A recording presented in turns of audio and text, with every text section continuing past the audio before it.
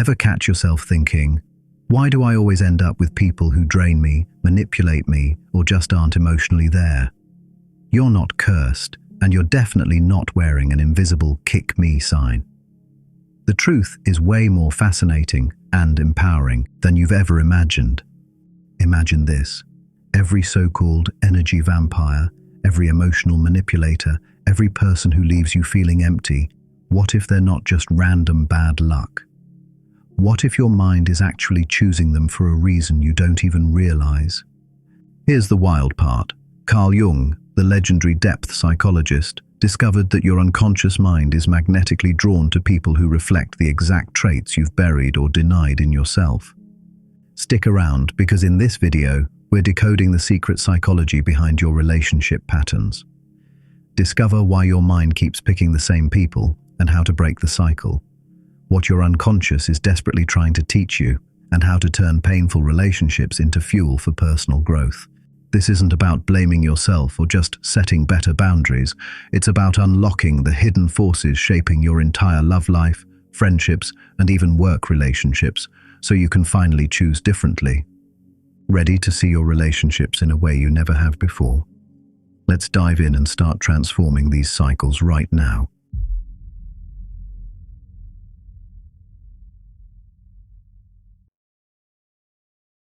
Your mind isn't the unified, rational system you probably think it is.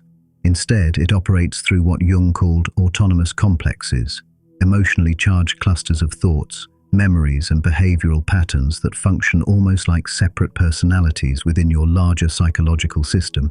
Imagine your mind as a house with different rooms, each inhabited by distinct characters with their own agendas, emotional reactions, and ways of seeing the world. The perfectionist who pushes you to achieve in one room. The people pleaser who can't say no occupies another. The inner critic who tells you you're not good enough has claimed the basement. These aren't pathological splits. They're natural structures that develop as you navigate life and learn to cope with different situations. Now here's where it gets interesting for your life. When you consistently attract manipulative or emotionally draining people, you're dealing with what psychologists call a rescuer complex, an autonomous pattern that compels you to seek out individuals who appear to need saving, fixing, or endless understanding. This is the part of you that gets activated when you see someone's potential, when you think you can be the one person who truly gets them, when you feel special for being chosen by someone who's supposedly so damaged that no one else could handle them. Sound familiar? But here's the psychological plot twist that changes everything. This rescuer complex is intimately connected to what Jung called your shadow. All the aspects of yourself that don't fit your conscious self-image, the qualities you've deemed unacceptable and pushed out of awareness. If you see yourself as the friend who's always there for everyone, the partner who's understanding and supportive, the colleague who never makes waves, then your shadow contains your natural selfishness, your capacity for healthy aggression, your ability to receive rather than always give, and your fundamental right to have needs and standards. You're not attracted to needy, manipulative people because you're naturally a giver. You're attracted to them because they're living out the very qualities you've banished from your conscious awareness. They express the neediness, the aggressive demands, the main character energy that you've disowned in yourself. This is projection in action. When we encounter someone who embodies our disowned material, we experience a powerful emotional charge. That person becomes a screen for our own unconscious contents. They fascinate us precisely because they're doing what we secretly wish we could do but have convinced ourselves we never would.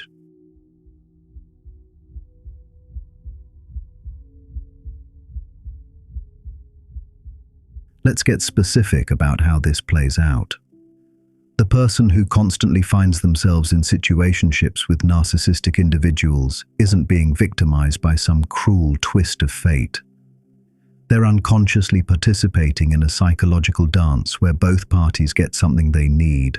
The narcissistic person provides a perfect hook for the rescuer's shadow material. They get to be openly selfish, demanding, and self-centered, while the rescuer maintains their ego ideal of being understanding, patient, and endlessly supportive.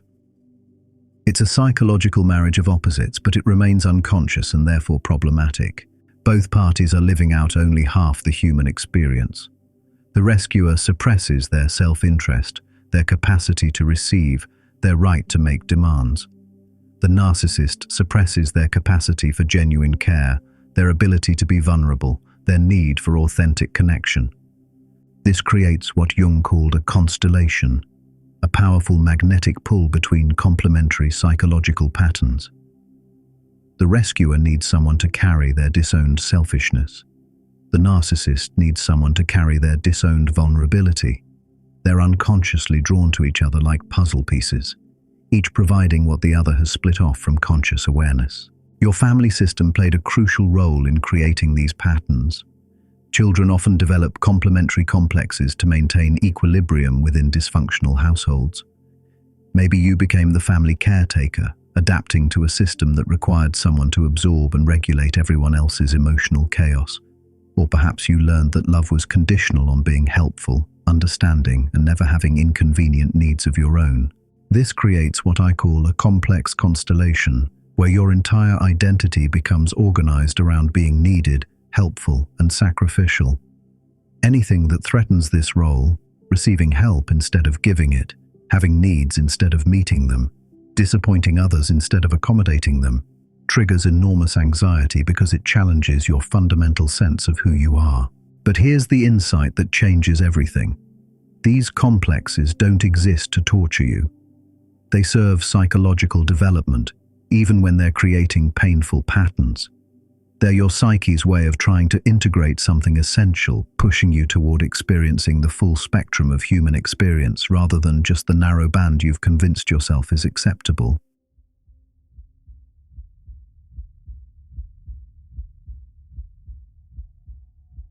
To truly understand why you attract emotionally draining people, we need to examine what Jung called the inferior function, psychological capacities that remain undeveloped and largely unconscious. For people who identify as givers, helpers, and natural empaths, this typically involves healthy self-interest, appropriate selfishness, and the capacity to receive from others without guilt or immediate reciprocation. But here's the crucial insight that most people miss. The individuals you're attracted to aren't actually integrated in these qualities either.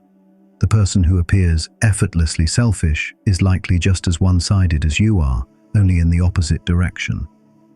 They've developed self-interest while completely suppressing genuine care and reciprocity. They're stuck in their villain era just as permanently as you're stuck in your saint era. This creates what psychologists call mutual projection. Each person sees in the other what they lack, but neither sees clearly. The helper sees someone who can prioritize themselves without drowning in guilt. The narcissist sees someone who will provide endless care without demanding reciprocity. Both are caught in this unconscious dance, each playing their assigned role in the other's psychological development. These dynamics serve a very specific developmental purpose. They're your psyche's way of showing you exactly what needs integration. The manipulative person isn't in your life to harm you. They're mirroring back your own disowned capacity for healthy manipulation, appropriate selfishness, and confident self-advocacy. Think about the qualities that trigger you most intensely in others. The friend who cancels plans when something better comes up.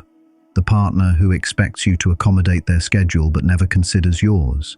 The colleague who takes credit without acknowledgement. What if these aren't character flaws to be condemned but psychological capacities you need to develop within yourself? This is why simply cutting toxic people out of your life, while sometimes necessary for immediate protection, doesn't create lasting change. Until you consciously integrate what these people represent psychologically, you'll keep attracting similar dynamics in different packaging. The faces change, but the essential pattern remains the same.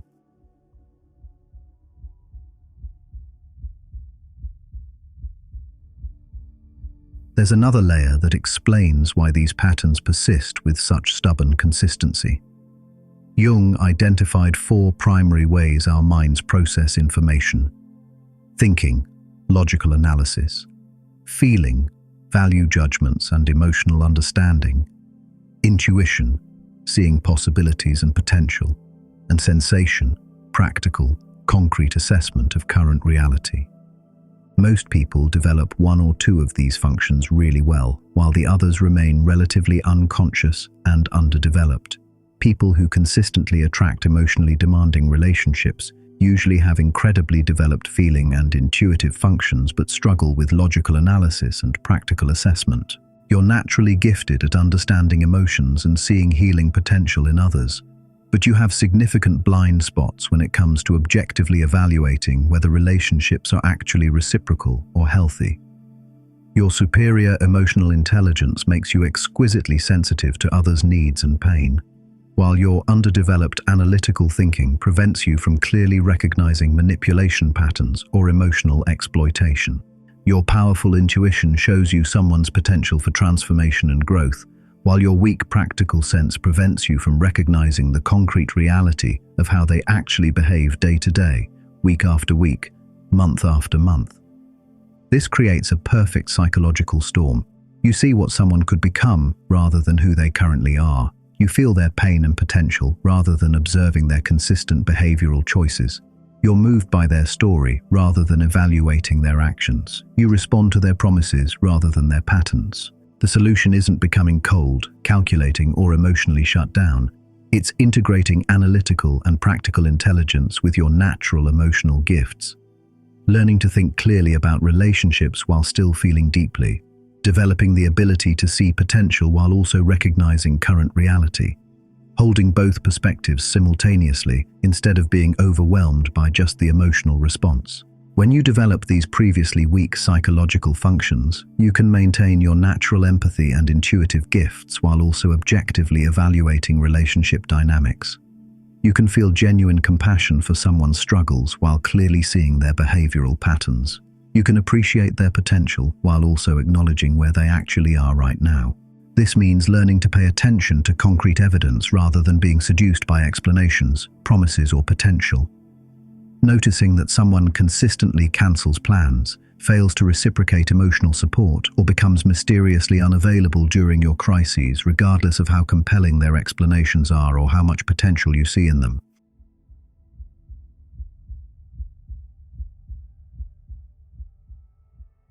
Real transformation happens when you stop trying to manage your emotions or perfect your boundaries and start asking a fundamentally different question.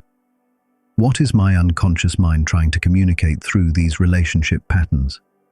There's a powerful Jungian technique called amplification, where you take the intense emotional charge you feel towards certain types of people and explore what deeper archetypal energies they might represent in your psychological development. If you keep attracting partners who act like main characters expecting to be served and admired without reciprocation, you might be unconsciously drawn to that king or queen energy, the archetypal pattern of healthy sovereignty, appropriate entitlement, and comfortable self-regard. Instead of judging this attraction as evidence of your poor taste in people, ask yourself, what does your psyche need to learn about healthy sovereignty, about appropriate entitlement, about your fundamental right to take up space and receive from others? What would your own main character era actually look like instead of perpetually playing supporting roles in other people's dramas? Maybe you consistently attract friends who live in constant crisis mode, always needing rescue, advice, or emotional regulation. You might be dealing with the wounded healer pattern, unconsciously using other people's problems to avoid confronting your own healing work, your own needs, your own unresolved trauma. What wounds are you avoiding by staying busy fixing everyone else? What parts of your own emotional experience remain unexplored because you're constantly focused on other people's feelings? How might your compulsive helping actually be a sophisticated form of avoidance? This archetypal approach reveals that these patterns aren't personal failures or evidence of your fundamental brokenness. They're universal human experiences that connect you to the broader human story. Everyone struggles with integrating opposite aspects of themselves. Everyone has qualities they've suppressed that unconsciously seek expression through relationships with others. The key is learning to consciously withdraw these projections. Instead of being triggered by someone's selfishness, ask, how am I selfish? Where do I need healthier self-interest in my own life? Instead of being drained by someone's neediness, explore, what are my unacknowledged needs? How do I unconsciously manipulate through giving and rescuing? There's a practical technique here called archetypal embodiment, where you consciously practice expressing these energies appropriately. If you're drawn to selfish people, spend time each day practicing healthy selfishness. If you're attracted to dramatic people, explore your own capacity for appropriate drama and emotional expression. If you find yourself drawn to rebels, practice healthy rebellion in small, safe ways.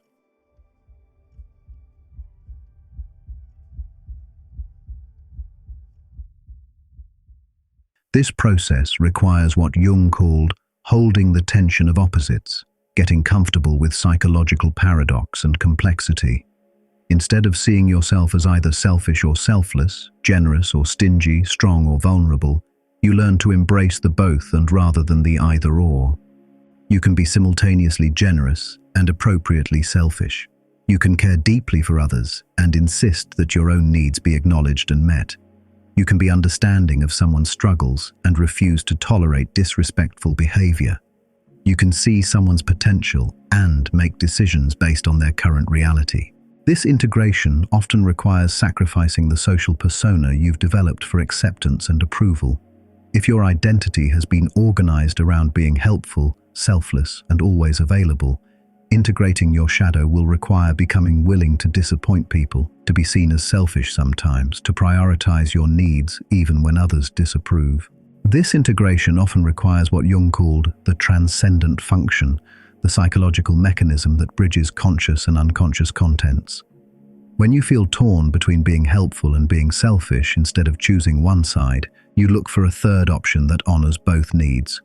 Maybe that means helping someone in a way that also serves your own growth, or setting a boundary that's both self-caring and ultimately caring toward them. When you begin showing up as your authentic, integrated self instead of performing roles, several things happen. You start expressing needs directly rather than hoping they'll be intuitively understood. You set limits based on your actual capacity rather than others' expectations or your idealized self-image.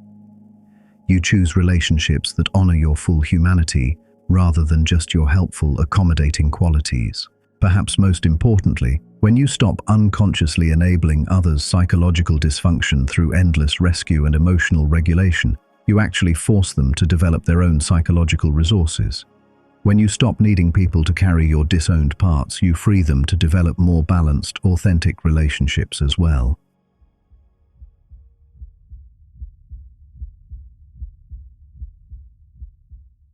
Here's your practical path forward, broken down into manageable phases. Phase 1. Recognition, weeks 1 to 2. Start by mapping your projection patterns. When you have intense reactions to people, whether attraction, irritation, fascination, or revulsion, pause and ask, what quality in them is triggering this response? How might I have this same quality in some underdeveloped or disowned form? Create a running list. This isn't about self-blame, it's about reclaiming your psychological power. Phase 2. Shadow dialogue, weeks 3 to 4. Spend 10 to 15 minutes daily in active conversation with your disowned qualities. If you judge selfishness harshly, have a dialogue with your inner selfish part. Ask what it needs, what it's trying to protect, how it might serve you if integrated in healthy ways. If you're uncomfortable with anger, talk to your inner angry self. You'll be surprised by the wisdom that emerges when you stop rejecting these parts of yourself. Phase 3. Function development, weeks 5 to 8. Identify your weakest psychological function and begin deliberately strengthening it. If you're naturally emotional and intuitive, practice analytical thinking about your relationships. Create actual spreadsheets tracking reciprocity and behavioral patterns over time. If you're naturally thinking-oriented, practice tuning into emotional and energetic information that doesn't fit neat, logical categories. Phase 4. Opposite action, weeks 9 to 12. Consciously practice behaviors that embody your disowned shadow qualities in healthy, appropriate ways. If you're always giving, practice receiving without immediately reciprocating. If you're always agreeable, practice disagreeing on small matters that don't threaten important relationships. If you're always available, practice being unavailable when you genuinely need space or time for yourself. Phase 5. Relationship redesign, month 4 to 5. Begin restructuring your existing relationships to reflect your integrated self. Express needs directly instead of hinting or hoping. Set boundaries that honor both your caring nature and your legitimate self-interest. Notice which relationships can adapt to your growth and which seem to require your continued self-abandonment to function. Phase 6. Integration assessment, month 6. Review your relationship patterns over the past 6 months. What has shifted in the types of people you're attracted to? Which shadow qualities have you successfully integrated? How has this affected not just your romantic relationships, but your friendships, family dynamics, and professional interactions? Celebrate your progress while identifying areas that need continued development. Ongoing practice, conscious participation. Instead of falling into victim mode when triggered by difficult people, consistently ask, what is this person reflecting about my own psychology? What part of myself am I seeing in them? How can I own this quality more consciously rather than rejecting it or trying to fix it in them? Remember, the goal isn't perfection or eliminating your naturally caring, empathetic nature.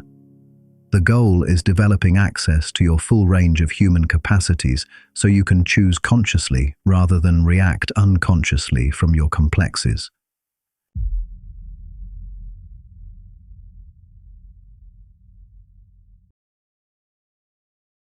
Stop waiting for your life to change by hoping others will finally see you, love you, or treat you right.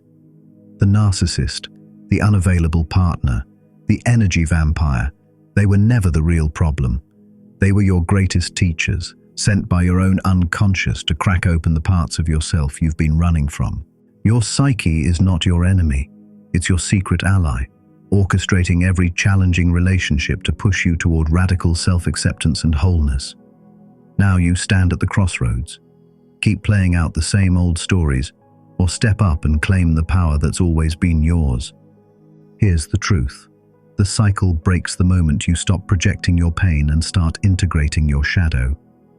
Your healing doesn't depend on anyone else changing. It starts the second you decide to meet yourself fully, light, shadow, wounds, and all. Ready to stop being unconsciously fascinated by your own disowned power and start embodying it for real? Then don't just sit with this insight, act on it. Drop a comment below. What's the biggest shadow pattern you're ready to face? If you're ready for more, subscribe and join this community of seekers turning pain into power, one shadow at a time. Your wholeness is not a fantasy, it's a choice. Make it today. Thanks for watching.